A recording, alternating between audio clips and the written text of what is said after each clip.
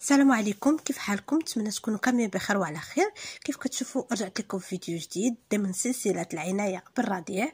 ان شاء الله هذا الفيديو ديال اليوم غنبارطاجي معكم هذا الدواء ديال كوكلوسيدال. غنقول لكم كاع المعلومات المتعلقه به، فلا كنتم مهتمين خليكم معايا حتى اخر الفيديو.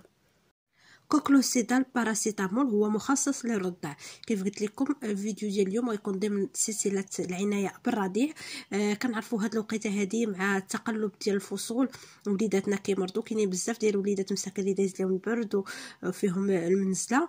اليوم جيت نبارطاجي معكم هاد القويبات هادو ديال كوكلوسيدال باراسيتامول اللي زوينين بزاف، كيتعتبروا منخفضين للحراره ومسكنين للالم ومضادين للسعال.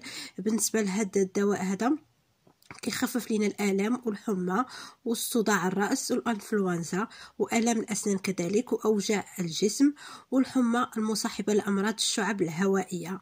كاين كوكلوسيدال باراسيتامول فيه 100 ملغ.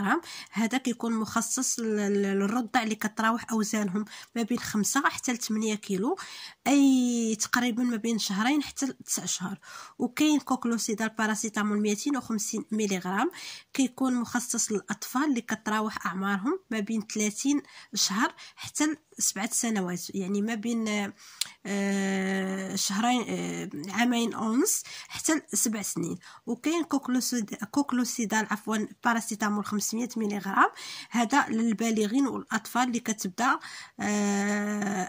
اوزانهم من 25 كيلو.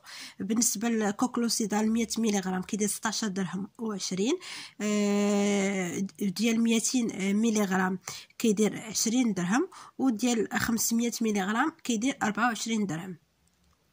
بالنسبه للامهات اللي كيديروه كانوا كيمشيو كيلقاوه مقطوع، دابا راه متوفر في الصيدليات، يمشوا ياخذوه، راه الثمن ديالو رخيص، ما فيها باس انكم تاخذوه وتخلوه هكايا ابار. ما كتعرفوا الوقت شنو تجيب الوليدات كيمرضوا بعض المرات بالليل، ما كتعرفوا ما ديروا لهم، هذا راه غادي يقضي لكم الغرض.